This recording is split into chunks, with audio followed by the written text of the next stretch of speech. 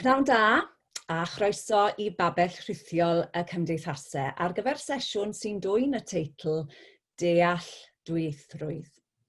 Dros yr hanner awr nesaf fe fyddwn yn ystyried sut i ni'n meddwl am ddwyieithrwydd mewn gwahanol gyd-destunau, a hefyd pa gamau pellach y gallwn ni gymryd mwyn dyfnhau dealltwriaeth o ddwyieithrwydd ymysg bobl Cymru, rhywbeth sydd yn flaenoriaeth amlwg yn strategaeth y Gymraeg 2050. Yma gyda mi ar y panel i drafod ymhellach mae 3 gwestai arbennig sydd wedi ymrwymo i wneud gwahaniaeth yn y maes. Eluned Morgan, aelod seneddol a gweinidog y Gymraeg a chysylltiadau rhyngwladol, yr athro Enlli Thomas, dirprwys ganghellor cysylltiol dysgu ac addysgu cyfrwng Cymraeg Prifysgol Bangor, ac Asioc a Hir, llywydd a llys a chadeirydd bwrdd rheoli yr Eisteddfod Genedlaethol. Croeso ato ni'ch 3. Gai ofyn i chi'n gyntaf i gyflwyno'ch hunain i ni a dweud wrthon ni'n fyr beth yw'ch rôl mewn perthynas a dwyieithrwydd, gan ddechrau gydag Enlli. Pnawn da, Enlli Thomas dwi, ac o ran fy nghysylltiad i efo dwyieithrwydd, dwi wedi bod yn ymchwilio y maes dwyieithrwydd ers bron i 5 mlynedd ar 20 erbyn hyn, yn edrych yn benodol ar siaradwyr dwyieithog yma yng Nghymru.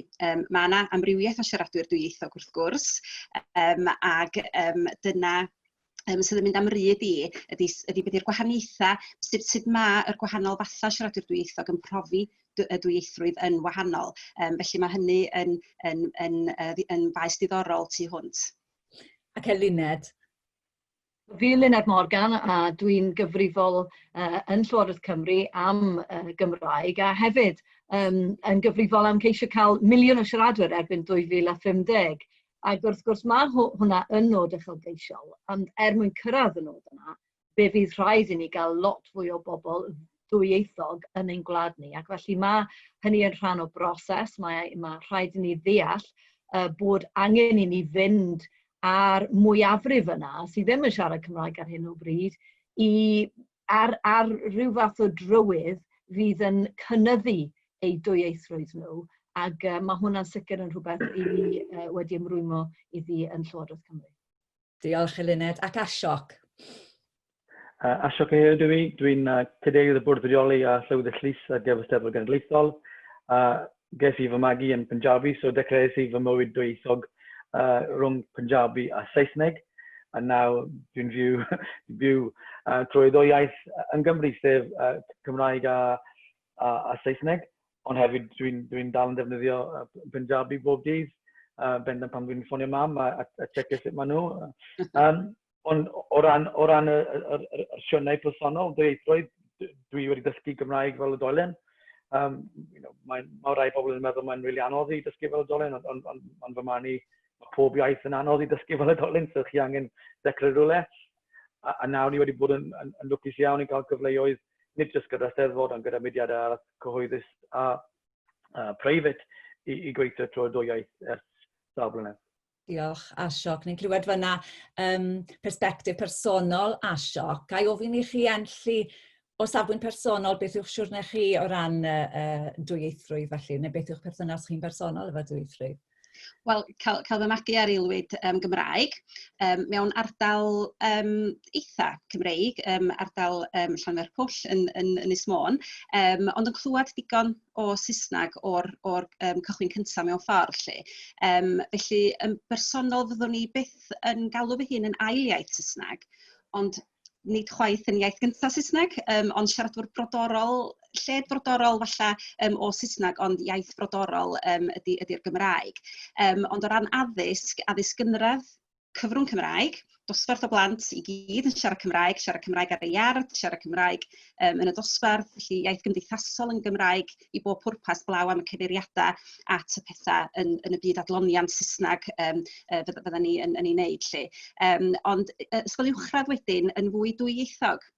Ac falla mwy drwy gyfrwng y Saesneg na cyfrwng y Gymraeg. A falle bod hynny wedi gweithio am rhaid i yn bersonol oherwydd natur fy nwyieithrwydd i, ond dydy hynny ddim o reidrwydd yn gweithio mwyn sicrhau bod bob plentyn yn dyfod yn gwbl rhugl yn y ddwy iaith i bob pwrpas. Felly mae'r profiad addysg yna yn cyd-fynd efo profiad unigol yr unigolyn hefyd o ran i'w perthynas nhw efo'r ddwy iaith.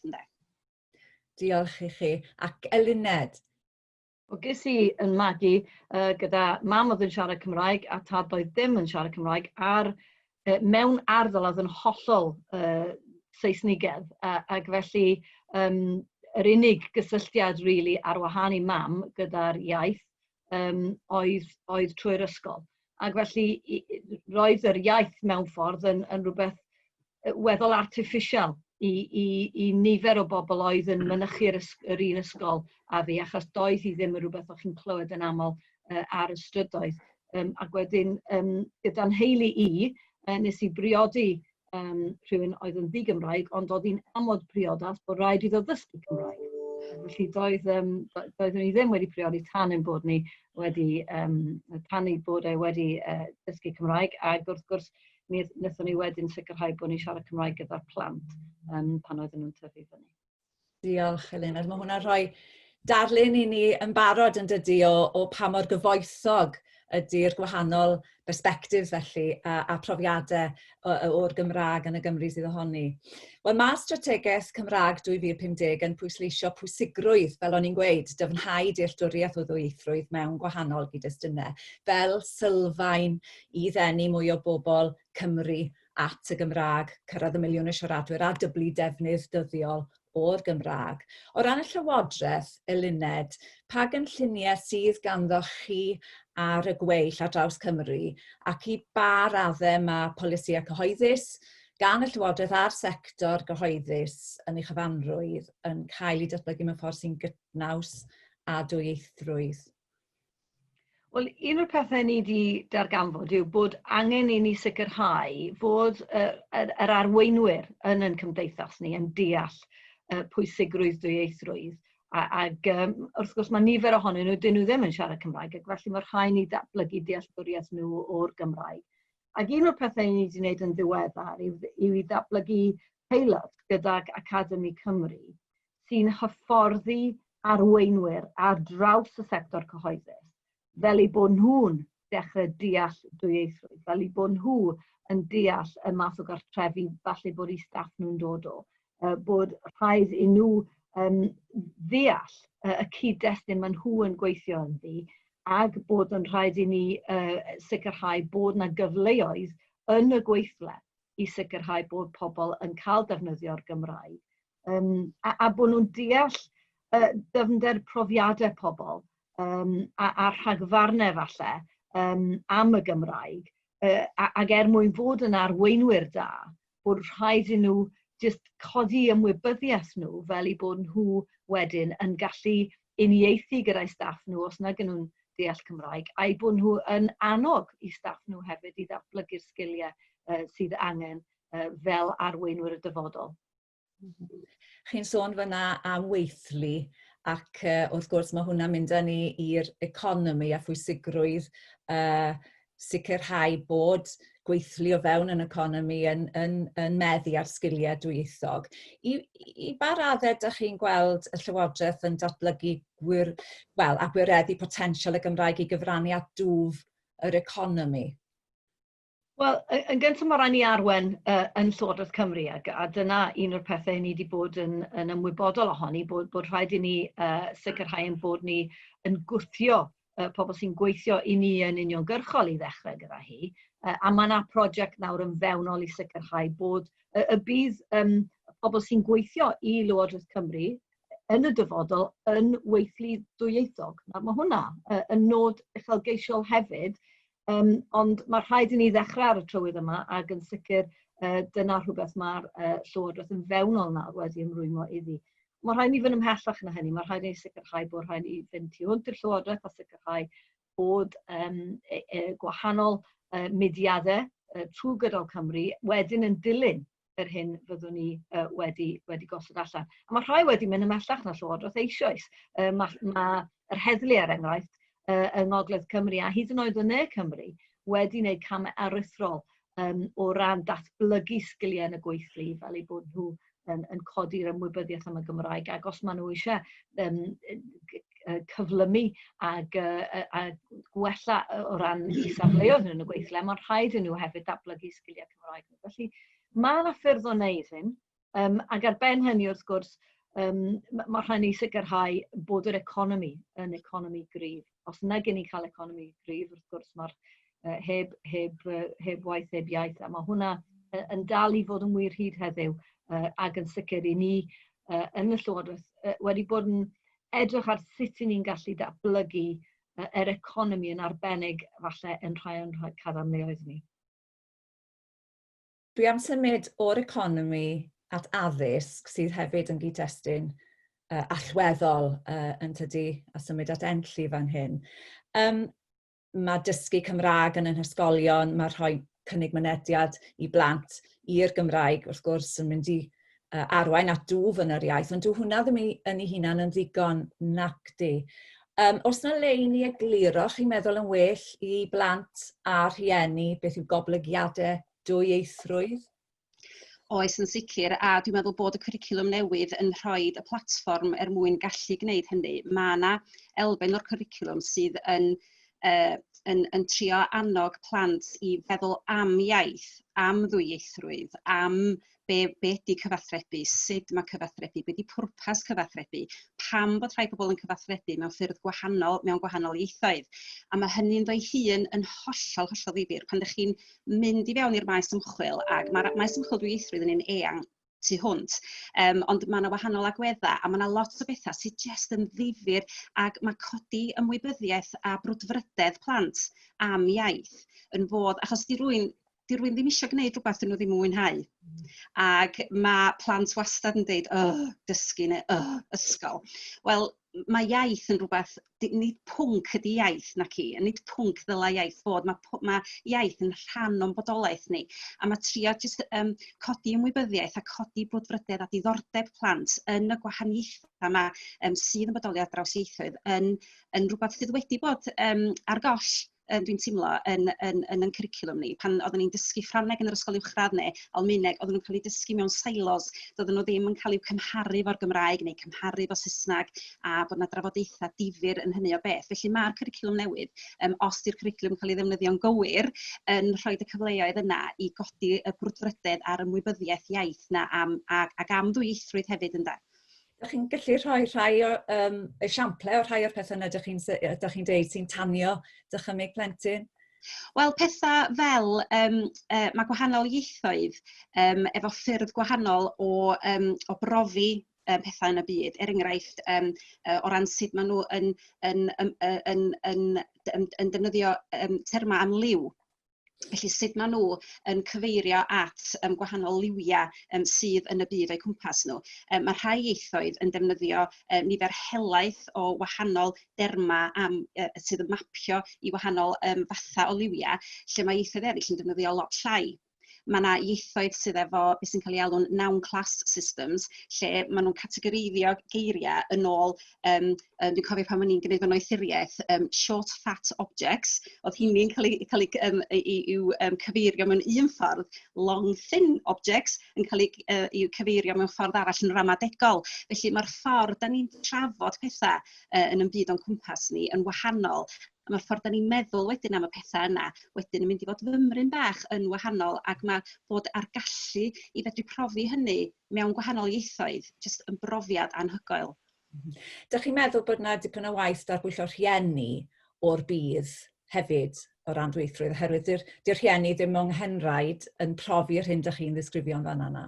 Na, yn sicr, a dwi'n meddwl hefyd mynd tu hwnt i bwysigrwydd y Gymraeg ynde, mynd tuag at bwysigrwydd dwyieithrwydd. Dim ots pa ddwy iaith, ac yn y cyd-destun yma, mae'r Gymraeg ar y stepan drws, mae'r Gymraeg ar y teledu, mae'r Gymraeg ar y iard, mae'r Gymraeg, mae yna bosib cael gafal ar y Gymraeg, mae yna apiau Cymraeg, mae yna ffyrdd, a mae yna bobl yn siarad Cymraeg yn y cymunedau. Ac felly mae'n haws dysgu iaith fel y Gymraeg na dysgu iaith fel Sbaeneg yng Nghymru, wrth gwrs. Felly mae just sicrhau bod nhw'n dall y bydd o fod yn gwneud hynny yn rhoi mwy, achos mae cefnogaeth y cartra yn allweddol at pa mor aml mae plentyn yn clywed iaith ac yn cael yr cyfle yna i ddefnyddio y Gymraeg tu hwnt i'r ysgol ynde, a mae hynny yn greiddiol i godi hunan hyder y plentyn i fod yn defnyddio'r Gymraeg wedyn ac yn y blaen. Ond sut da ni'n gallu helpu, gwedwch nawr, teuluoedd sydd â rhieni sydd yn ddi-Gymraeg a plant efallai sydd yn dysgu Cymraeg yn yr ysgol i fod yn meddu ac yn perchnogi'r iaith yn y cartre? Ydy hynna'n her? Mae yn her, yndi, mae yn her, ond mae'r math o her lle mae gen rhywun y dewis o gau drws neu agor y drws. Ac mae yna ddillia i agor y drws, ac un peth ydy, falle bod y cyfnod Covid yma wedi codi ymwybyddiaeth mwy am yr diffyg pontio yna rhwng yr ysgol a'r cartre. Rwan, nid rôl yr ysgol ydy newid beth sy'n mynd ymlaen, neu bod yn gyfrifol am iaith y cartra, ond mae yna ffyrdd o bontio, a falle bod yna fodd o osod targeda sy'n ymwneud â rhaglenni ar S4C neu fel nod addysgol mae'r plentyn yn gorfod gwneud sy'n dod â rhywfaint o'r Gymraeg i fewn i'r cartra. So os yw'r plentyn yn gorfod gwylio rhyw raglen ar S4C neu gwylio rhyw raglen ddogfen ar clic neu be bynnag, mae'r plentyn yn gwrando ar y Gymraeg yn y cartra. Ac mi nathon ni darn ymchwil chydig o flynyddoedd yn ôl yn edrych ar rhaglenni Q. Ac mi oedd yn agoriad llygad i ni, Dr Nia Williams o Brifysgol Bangor oedd yn arwain ar yr ymchwil yma, ac mi oedd yn agoriad llygad i ni bod yna nifer o rieni lawr yn ne Cymru ddim yn ymwybodol bod rhaglenni Q yn bodoli. Ac yr ail beth, mi oedden nhw'n ofni bod eu plant nhw ddim yn mynd i bwynhau nhw achos bod yr iaith yn estron. Ond oedd plant mor ifanc a dyflydd a hanner oedd yn gwneud yr ymchwil yma yn gwylio'r rhaglenni yn y cartra. Oedden nhw gyd yn mwynhau ac oedd y rhieni wedi siomi ar yr ochr ora bod hynna yn bosib. Felly dwi'n meddwl bod angen sicrhau bod yr arlwy yna yn rhywbeth mae'r rhieni yna'n ymwybodol ohono fo ac yn dall ac yn derbyn bod y plant, bod yr iaith yn estron iddyn nhw, maen nhw yn gallu dechrau dysgu geirfa drwy wylio'r rhaglenni yna a mwynhau y rhaglenni. Os gai drwy'r chi a sioc a symud at y cyd-destun diwylliannol mewn berthynas a ddwyieithrwydd, mae'r Steddfod wrth gwrs yn esiampl o ofod uniaeth. Sut ydych chi'n gweld rheol iaith yr Eisteddfod yn ystod o fewn gweledigaeth Cymraeg 2050 o gyrraedd 1 miliwn o siaradwyr? Wel, mae'r reoliaeth yn ffitio mewn traddodiad y Steddfod, nid jyst unrhyw cyd-destun gwleidyddol neu polisi. Bendant dros yr tair pedwar mlynedd diwethaf, ni wedi bod yn ymwybodol am sut ni'n creu yr elfen ddwyieithrwydd fel rhan o'r Eisteddfod. Ers sawl mlynedd, os ti'n cerdded mewn, un o'r llefydd gyntaf ti'n gweld yw'r ardal dysgwyr. So, dwi'n cofio mynd i'r Lynebwy, a oedd tro gyntaf dwi'n sylwi oedd pobl yna sydd wedi gwirfoddoli sy'n pwrpasol gwaith oedd nhw, checio beth yw'r iaith chi. Ydych chi'n siarad Gymraeg neu ydych chi'n dysgu Gymraeg neu ydych chi'n jyst yn siarad Saesneg, a wedyn dangos chi dyma'r Steddfod, dyma'r pamffled i chi sy'n esbonio ar y maes.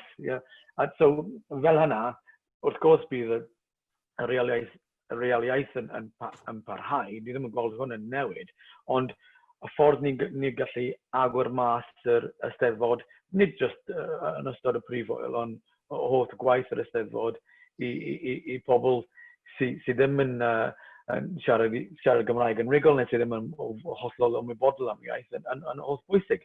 Ond hefyd, i cael y prif oel gyda'r reoliaeth yn hollol bwysig. Dyna'r unig un gwyl o'r fath sy'n dim ond yn y Gymraeg.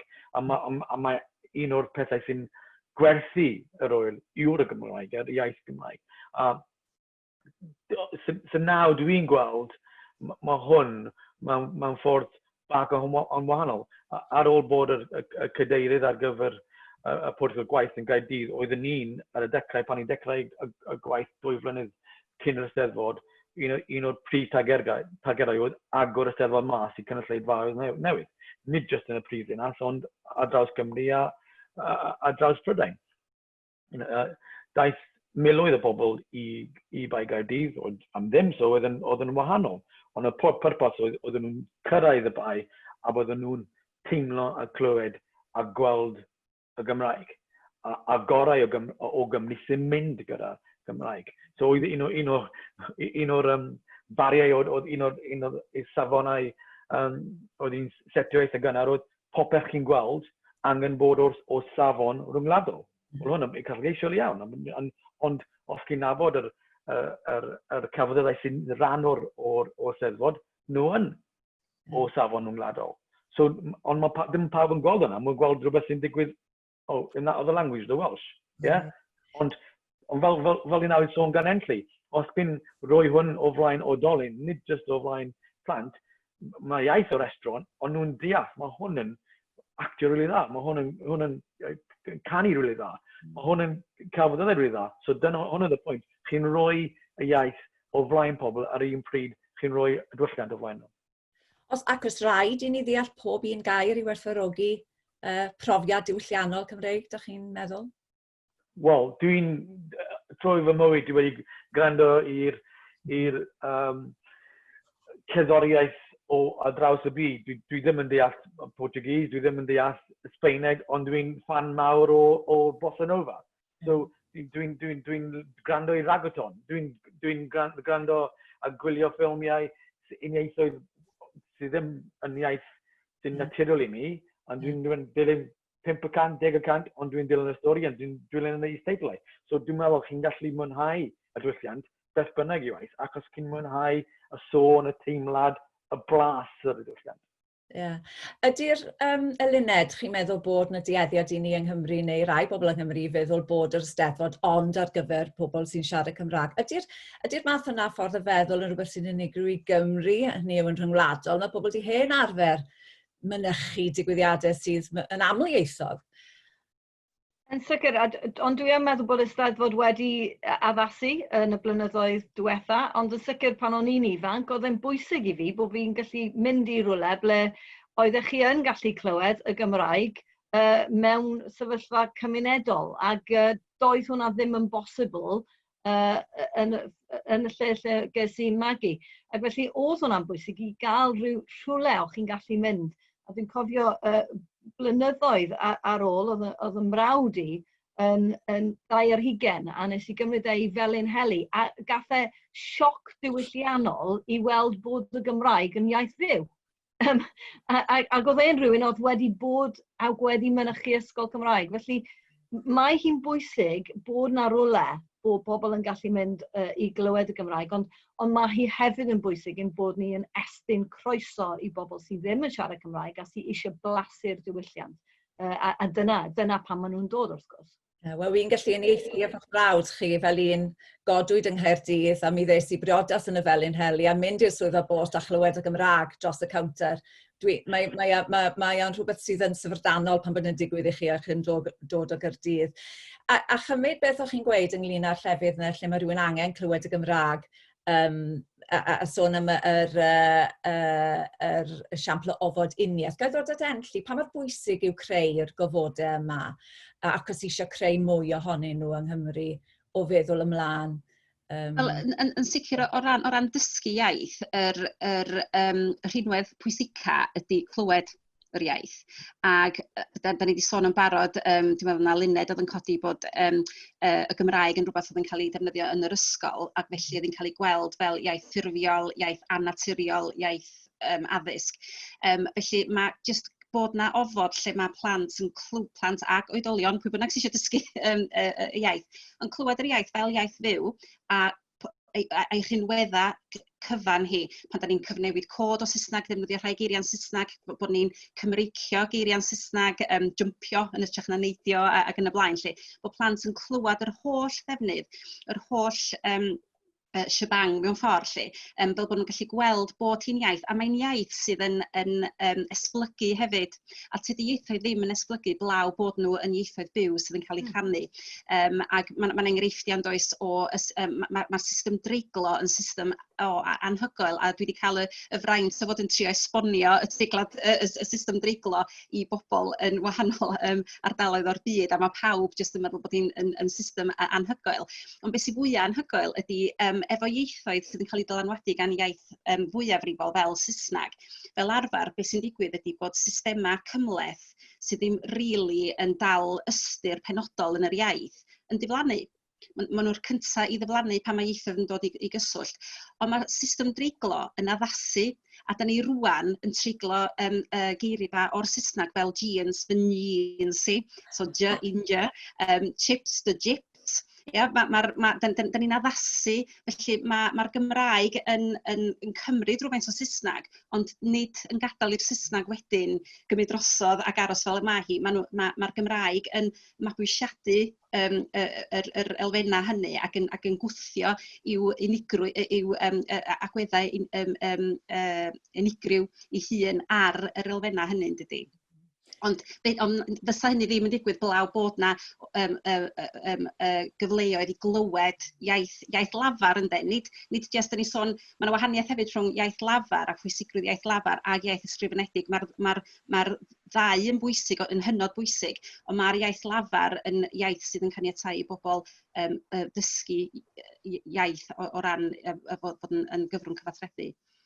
Rhywbeth dynamic di-iaith felly, yr angen i ddarsu. Yr angen i ddarsu'n berthnasol iawn i'r wythnos hon wrth gwrs Asiog, a chythau wedi addasu yn greadigol ac yn uchelgeisiol wrth i ni fynd nôl a meddwl am y cyd-destun diwylliannol yn nhermau'r Eisteddfod. Pa dystiolaeth sydd ganddoch chi bod platfform ddigidol amgen wedi agor drysau i chi? Felly bod i rhy gynnar i ddweud, ac yn una'n ei chanol hi, ond beth yw'r arwyddion?